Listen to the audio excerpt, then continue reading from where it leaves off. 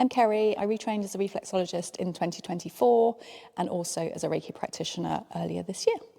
I was really interested in adding EFT to my sort of toolbox of things because I am a big fan of the subconscious and being able to let thoughts come in their own way. And I've done some EFT myself and I found it very, very, very powerful. I also love how accessible it is.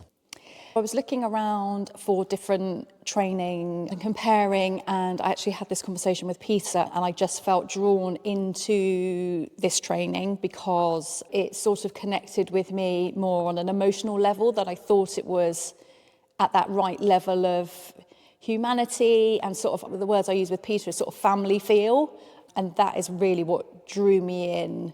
The in-person thing was also super, super important because just that's how I learn, being in the environment. It had the right feel. I love the volume of practicals.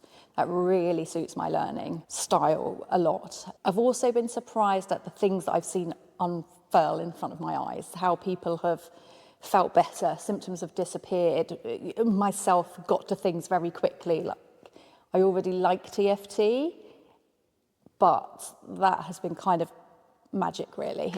So many situations, so much change, just fascinating. I think from a personal point of view, I'm very keen to dig on myself. I'm keen to sort of understand things and actually link things up. But the work that we did yesterday on the core beliefs, I just found incredible because it's things that I know that appeared separate but are actually linked. I think if I was going to take one thing away from the overall training, it's just come as you are. There's no one way to be. Don't have to behave in a certain way. If you can, do level 1 and level 2 close together because I feel that is incredibly powerful.